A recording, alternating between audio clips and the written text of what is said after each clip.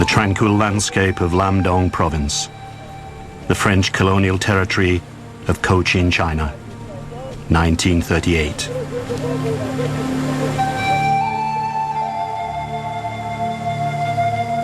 Cochin, China is part of the French Empire in the east, a colony they call Indochine.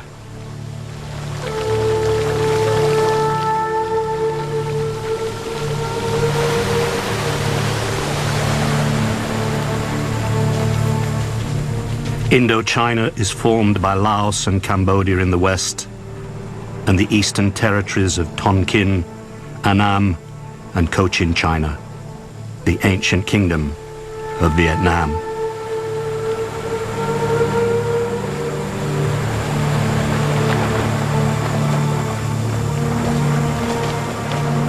Fiercely independent after successfully resisting invasions from China for centuries, the native peoples have been living under French rule for over 50 years.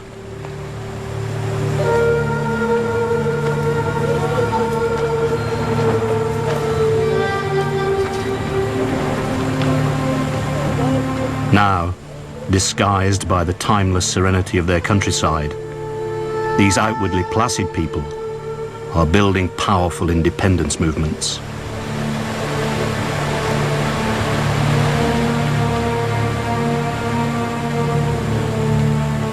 Almost 40 years of desperate struggle and appalling suffering will follow.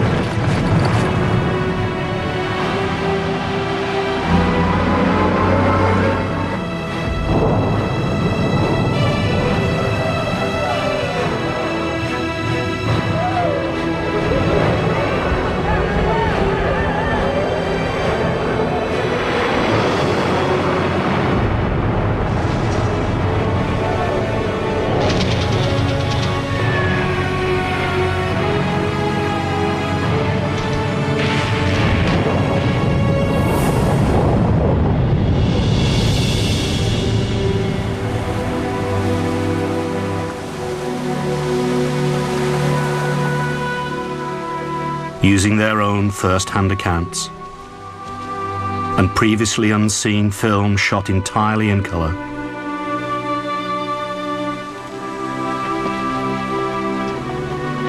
this is their story.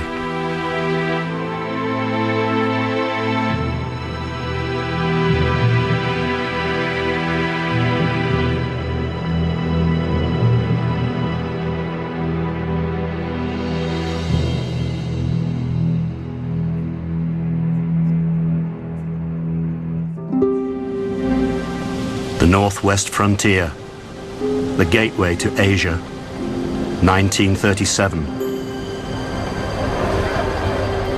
Peshawar, the last outpost of the British Empire in India. As part of their grand tour, adventurers and amateur cinematographers, Edward de Rothschild and Peter Traherne, are traveling through the vast and ancient lands of Asia. They record these unique images of more than 70 years ago on 16mm film.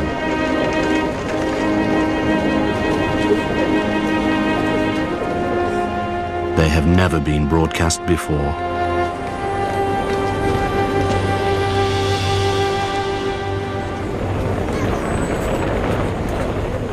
Saigon, 11th of November, 1938, the 20th anniversary of Armistice Day. French colonial forces march to honor the dead of the Great War. It is only 2 decades since the end of a war that was supposed to end all wars, during which France suffered over 4 million casualties. Saigon journalist Nguyen Lacroix a bystander. The troops were very impressive in their fine uniforms. Their weapons and medals shone in the bright sunlight. There was lots of cheering, but most of the people there had a lot to gain from the French occupation. In the countryside, it was different. In less than a year, the world will once more be engulfed in global conflict. We were told that a war was coming in Europe. We hoped that would mean the French would leave us in peace.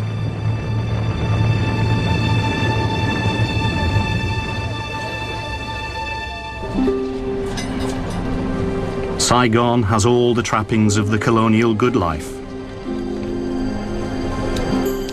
But the French authorities treat dissent ruthlessly. Ngo Vinh Long, raised in the Mekong Delta in the south of the country, remembers his childhood under French rule. The French made routine patrols and killed many Vietnamese. They dumped their bodies in the river. Every time I went down to get water, I saw floating corpses. I hated the French. My father said, we shouldn't hate the French, only French colonial policy. The remote villages in the mountains and jungles are fertile recruiting grounds for the nationalist cause.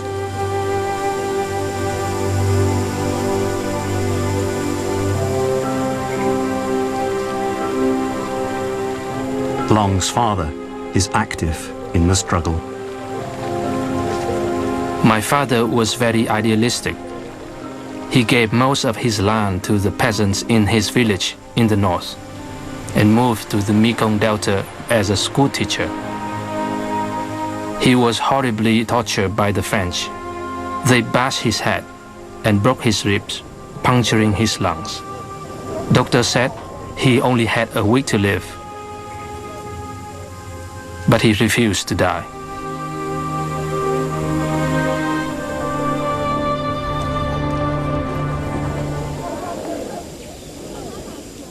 Fort Puplek, a French fortification in the Kratai district of southeast Cambodia, 1938. It has been built to keep at bay the local people, a tribe the French call Le Moi Sauvage, the wild Moi.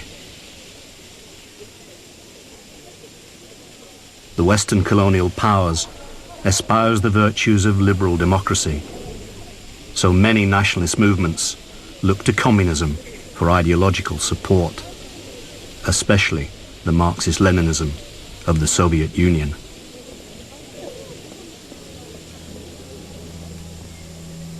The leader of the Indo-Chinese Communist Party is a 48-year-old Vietnamese exile. His name? Ho Chi Minh. Soviet documentary maker Roman Carmen films him and his supporters in 1954. In an address at the founding of the Indo-Chinese Communist Party, Ho Chi Minh. World War II will soon break out. When it happens, the French imperialists will certainly drive our people to a more horrible slaughter. However, their barbarous oppression and ruthless exploitation have awakened our compatriots. Everywhere, the masses have risen to oppose the French imperialists. The Dutch East Indies, August 31st, 1941. Dutch soldiers and sailors relax in the cafes of Batavia, the sophisticated capital of Java.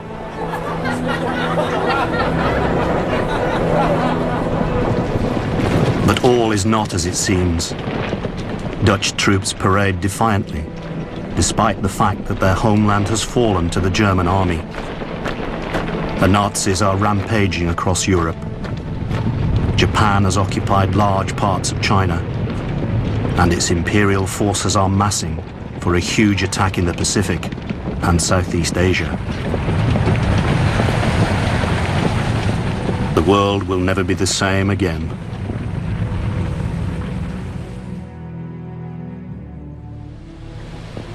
By the autumn of 1941, France is under the control of the Vichy government, which has signed an accord with Japan's ally, Adolf Hitler.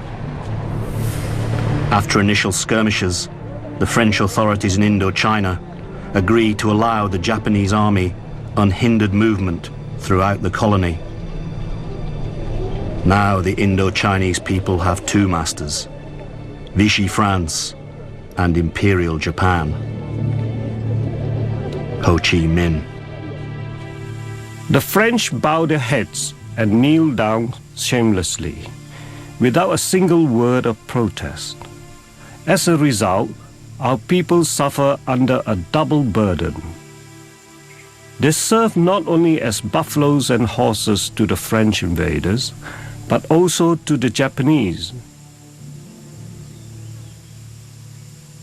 What sin has our people committed to be doomed to such a wretched plight? As the pro-Vichy French authorities administer Indochina under the watchful eye of the Japanese army, Ho Chi Minh and a small band of fellow revolutionaries set up camp in a remote region across the Vietnamese border in China. One of them is a 29-year-old intellectual, Vo Nguyen Giap. When we were in Quê Linh, Uncle Ho came and discussed with us the preparations for the task ahead when we return to our country. He said, in the current situation, national security becomes all the more important. We must organize a broad national front. We had better call it the Vietnamese Independence League. But that's a long name. We'll shorten it to Viet Minh. People will remember that. During their exile, Ho Chi Minh takes a prophetic decision about Giap's role. Uncle Ho asked about organizing a national liberation army. Turning to me, he said, "This you should carry out. Can you do that?" I answered, "Yes, I'll do that." Then he said, "We are still weak. The enemy is strong. But we must not let them annihilate us."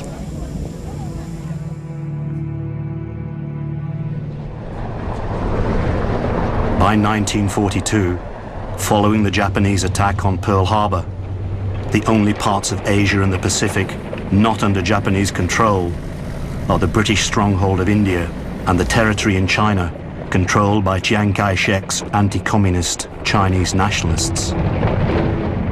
Burma becomes the crucial battleground on the Asian mainland. If the Allies can reopen the supply lines between India and nationalist China, the Japanese will have to deflect troops and material away from the war in the Pacific.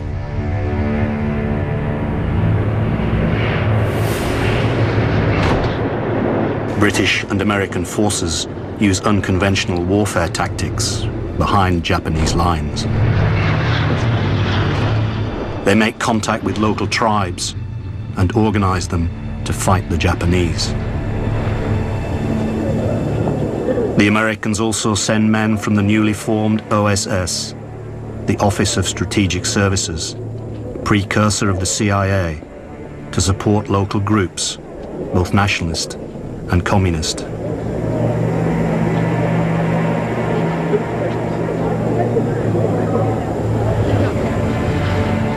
In return for intelligence, an OSS group, codenamed Deer Team, supply Ho Chi Minh's Viet Minh with weapons and training. Ho Chi Minh. Now the opportunity has come for our liberation. The Japanese are bogged down in China. They are hamstrung by the British and the Americans and cannot contend with us. If our entire people are united, we will smash the French and Japanese armies. Compatriots, rise up to fight the French and the Japanese. In late 1944, as the Japanese empire in Asia begins to crumble under the overwhelming onslaught of Allied forces, Giap launches a general insurrection throughout Vietnam. By the middle of 1945, he has risen to the rank of general at the head of a force of 10,000 men. But fighting the Japanese is costly. General Giap. Then came the terror. Whole families were arrested, their houses burned. Villages were razed to the ground. Those who had revolutionary papers were shot, beheaded, or had their arms cut off and displayed in the marketplace. Thousands of piastres were offered as a reward to those who brought in a revolutionary's head. We knew the struggle would be long and bitter. As early as 1941, Uncle Ho had warned us that the fight against the Japanese was only the beginning. He knew that the British and the Americans had the same motives as the French. They were all imperialists.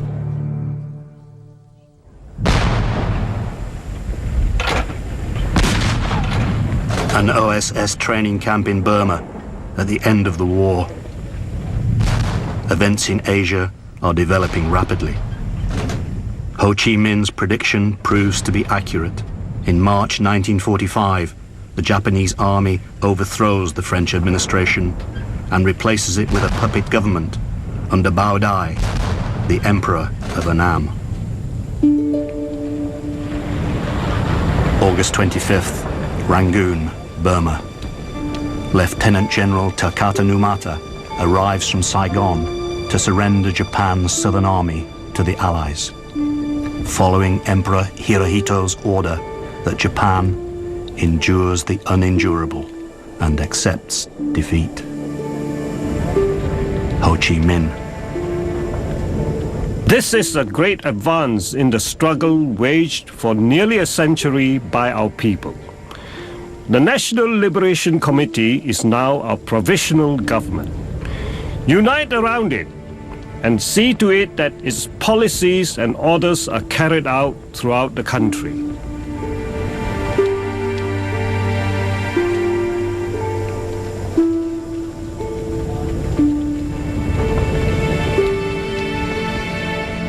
As the Viet Minh moves to take control of the country, Allied troops arrive, Chinese nationalists in the north and British in the south. Saigon, September 6th. Allied prisoners of war and French internees are released by the British.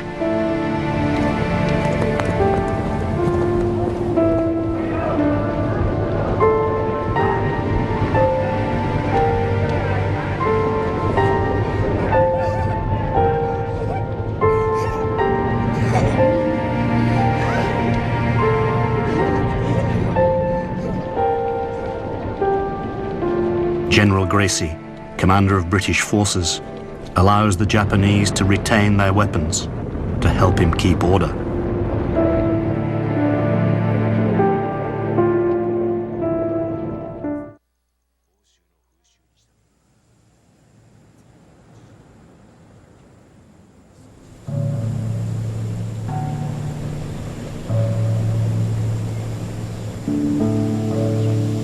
With a revolutionary government in control in many parts of the country, reprisals begin against those who are thought to have collaborated with the French and Japanese.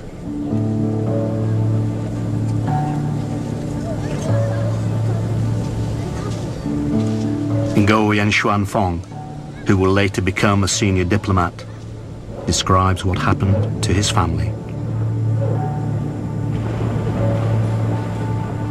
Of course, they imprisoned all the landowners. Anyone who had any kind of function under French rule. My grandfather was jailed because he was a village chief. Luckily, my uncle was at school with the Viet Minh leader and went to see him. He said, "Why did you put my father in jail? He is harmless. he hasn't done anything cruel. So he was released after a few days. Phong's grandfather is one of the lucky ones. Many are killed as the Viet Minh deals ruthlessly with those they call collaborators. Vietnamese fights Vietnamese for the first time. Independence is fleeting. Within months, with British and American support, French forces return and take control in the south as the Viet Minh are disarmed.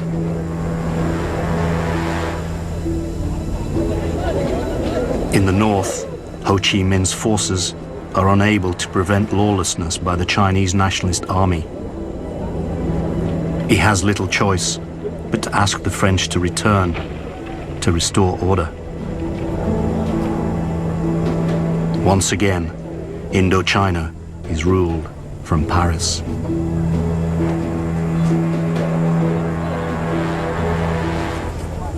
Although the Americans are sympathetic to the cause of Vietnamese nationalism, the post-war ideological chasm between the democracies of the West and the communism of the Soviet Union dooms Ho Chi Minh's revolutionary government to failure. The Viet Minh melt away into the countryside, and the situation rapidly deteriorates into what will be called the First Indochina War. General Giap.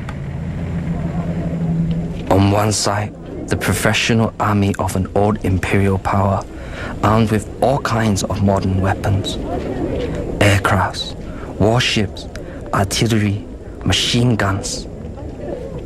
On our side, we have just ordinary people, armed with simple weapons, but who are determined to fight to the bitter end to defend their country.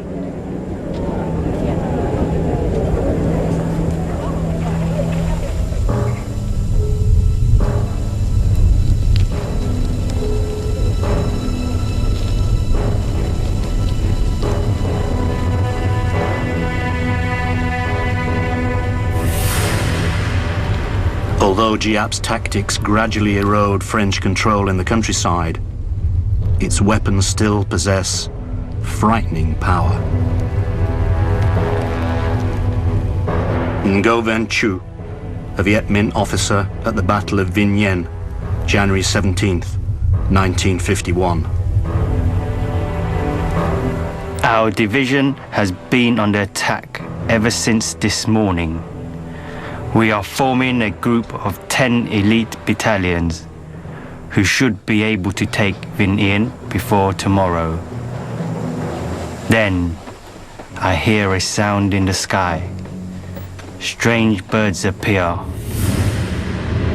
getting bigger and bigger.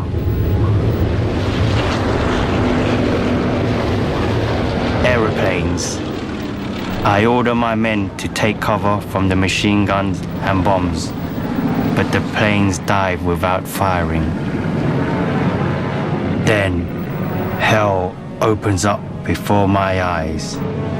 Large egg-shaped canisters drop from the planes and immense sheets of flame, extending for hundreds of meters, strike terror in the ranks of my soldiers. This is napalm, the fire that falls from the skies.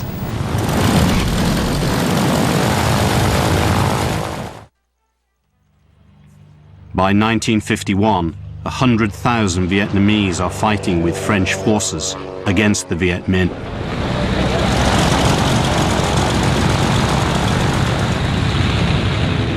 March 1953, Saigon. Marshal of France Alphonse Juin and Commander of French forces in Indochina, Raoul Salin, greet US General Mark Clark, United Nations Supreme Commander in the Far East. Also present is Chief of Staff of the Vietnamese Army, Nguyen Van Hin. General Giap. The French are now falling in with the Americans.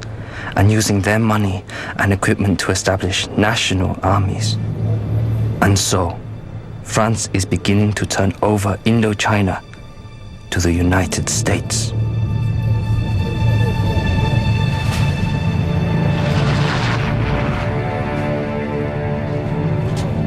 The United States is funding 80% of the French war effort. The Viet Minh's resources are coming directly from the Soviet Union and Mao Zedong's new communist regime in China.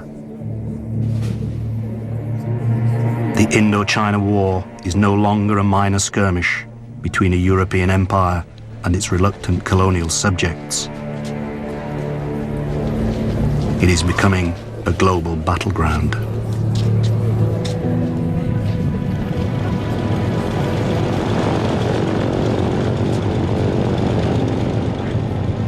In May 1953, the French replaced General Salin with General Henri Eugène Navarre.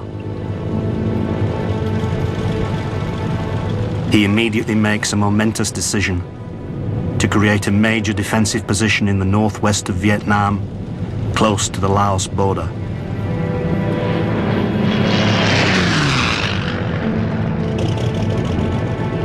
He chooses a small settlement on the strategic route between China, Laos, and Vietnam, occupied by the Thai tribesmen, who are still loyal to the French.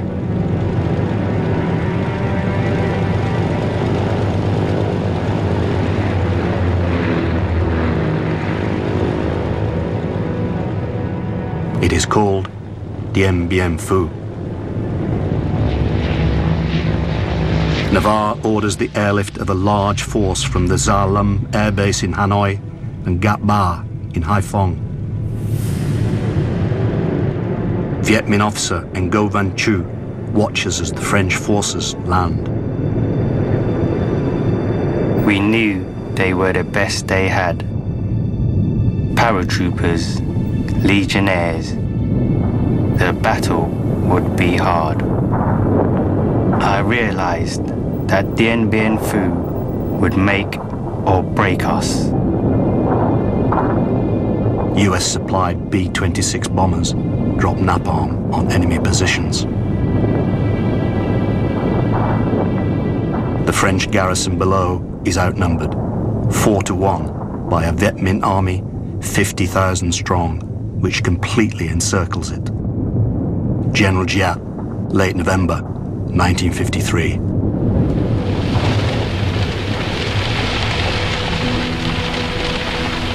Our scouts at Dien Bien Phu send daily reports. The enemy is parachuting in soldiers, weapons, and a huge amount of barbed wire. They are industriously repairing the old Japanese airstrip. The French generals have announced, this is not a raid. We have taken this place, and we intend to stay. So be it.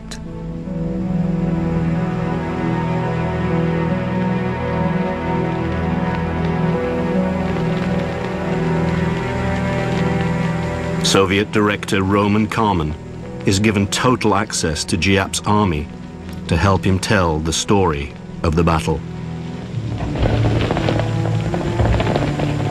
The French have made a critical error, assuming that Dien Bien Phu is safe from attack by heavy armor and artillery. General Giap. I ordered our 351st Engineering Artillery Division to toil day and night to widen the 82-kilometer trail to Dien Bien Phu for our motorized vehicles. Then they built a 15-kilometer track through the mountains so we could haul our artillery to the front by hand. The French appoint Colonel Christian de Castries as commander of Dien Bien Phu. The battle that will be remembered by the veterans as 55 days of hell will soon begin.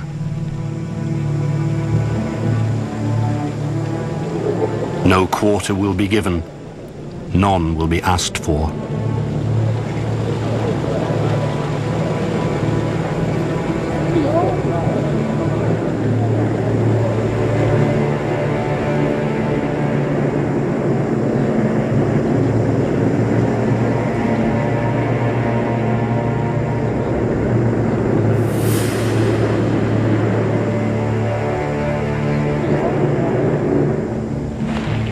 Gao Xuan Nha, a Viet Minh officer.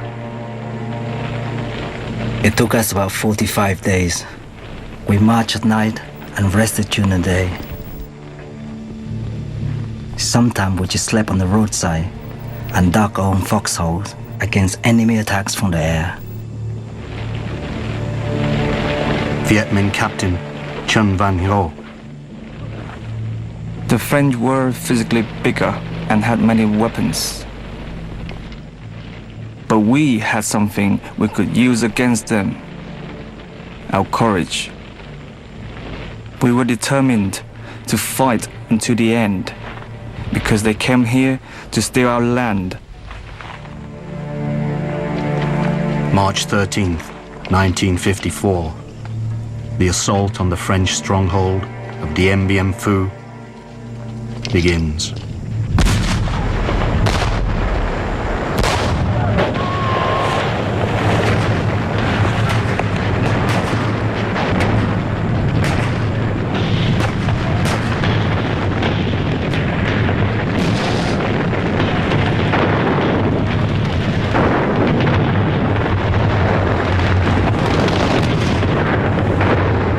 General Giap. The French could not resolve the threat to their airfield. Their porcupine defense had lost a vital element: its strength in the air. They could only reinforce their units with parachute drops, and they could not get their wounded out. Their camp had only 40 beds in its medical unit, and they had already hundreds of wounded. This was the French command's nightmare. Amid gruesome scenes, reminiscent of the trench warfare and mass infantry attacks of the First World War, the death toll rises.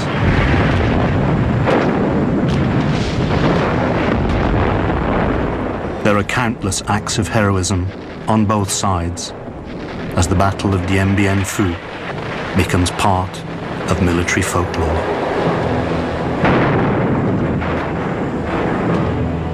It also becomes a glorious victory for the Viet Minh and a shameful defeat for the French. French resistance ends on May 7th. Giap orders a full-scale infantry attack.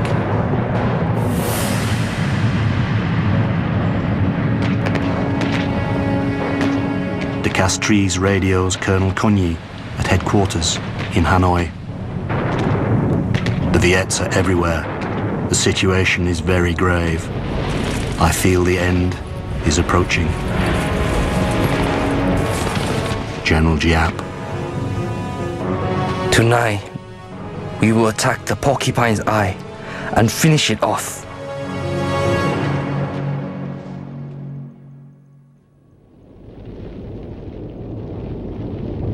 Late in the afternoon, Giap hears the fateful news from his 312th Division.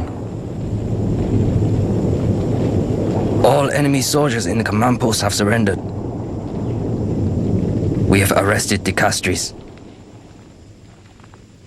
Suddenly, everyone in the headquarters shouted, clapped their hands and hugged one another. They jumped for joy like children. Some people cried, others stood with their mouths gaping.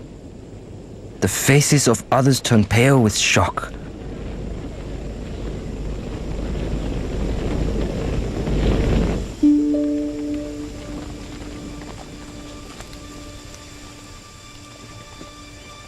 French commander De Castries, who has been promoted to brigadier general during the battle, becomes a prisoner of war.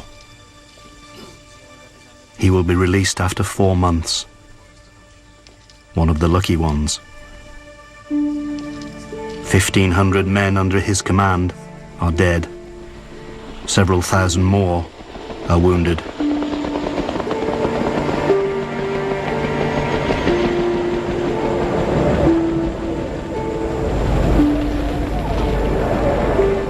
The Red Cross evacuates a fortunate few hundred of the Viet Minh's 10,000 prisoners.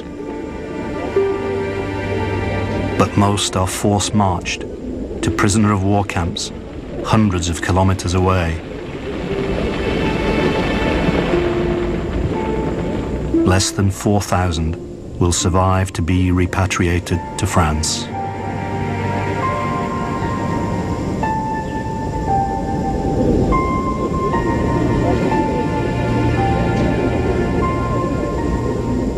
Viet Minh casualties are 15,000 wounded and 8,000 dead.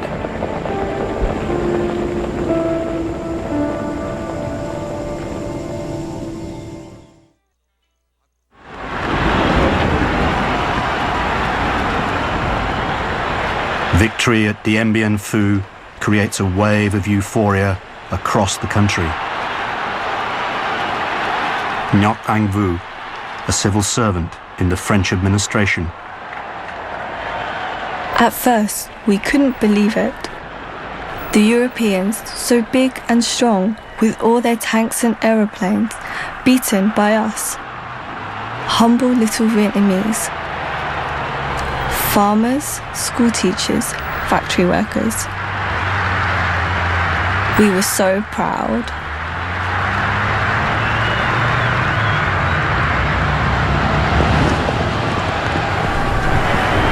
With the red flag of revolution flying proudly to mark the Viet Minh victory, the West's anxieties about the march of communism are reinforced, especially in the aftermath of the Korean War. General Giap. The success of the revolution in China had created a balance of power between East and West. The war on the Korean Peninsula was evidence of this new world situation.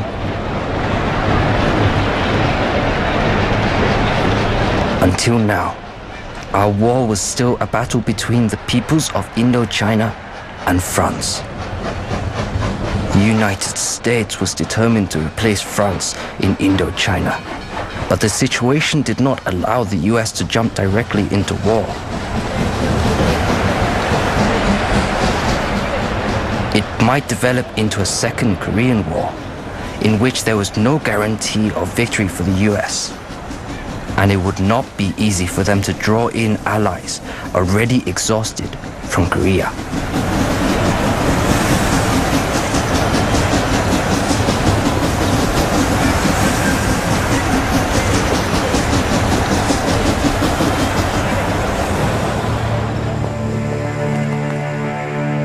A compromise is reached at the Geneva Conference and signed on July 21st, 1954. A ceasefire is to take effect immediately. A temporary division of French and Viet Minh forces is to be created at the 17th parallel. Elections to unify Vietnam are to take place within 2 years. The independence of Laos and Cambodia is confirmed.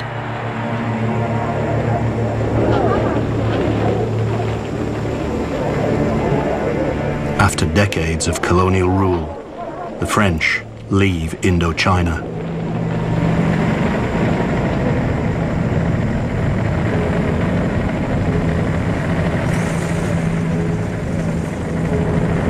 Both sides of the conflict in Vietnam are disappointed, but political pragmatism prevails.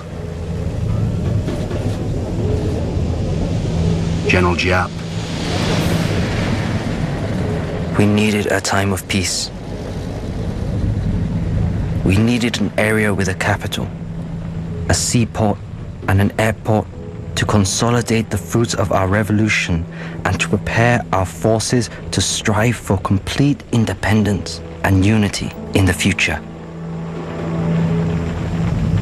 The United States supports the appointment of Ngo Dinh Diem as ruler of the new South Vietnam. Diem takes control of the French colonial army, the Army of the Republic of Vietnam, the ARVN.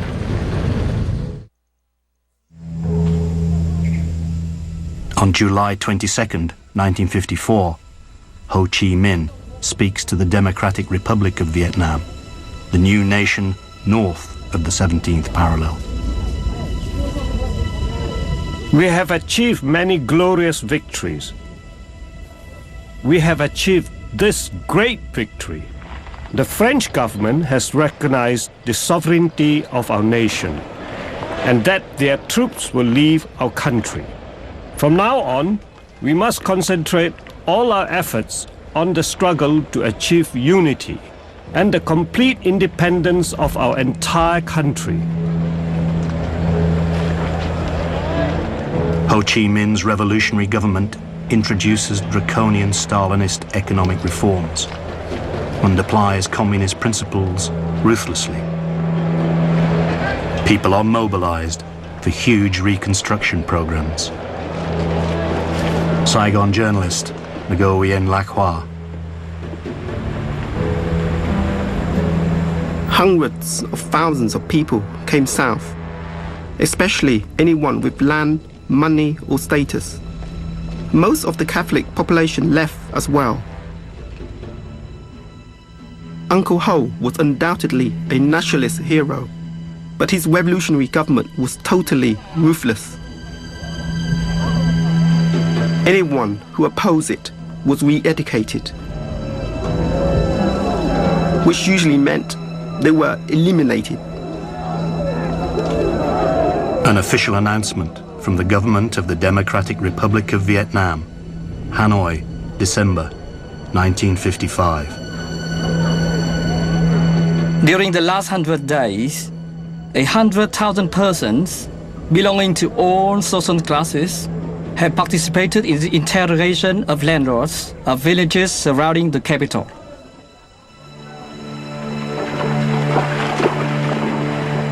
The South is also suffering widespread social upheaval and violence. Nguyen Lac Hoa. We had our own problems in the South. Violence from competing religions and organized crime. But Diem stamped it out. He got rid of Emperor Bao Dai and made himself head of state, and with the help of the Americans, imposed his regime on the South.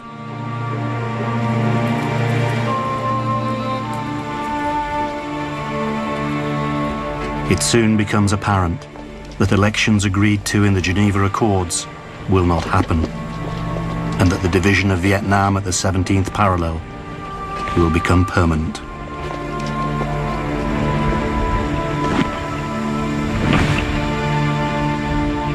A bastion of communism, allied to the Soviet Union and China, stares across the divide from the north. In the south, a bulwark of the West, sponsored by the United States, glares back.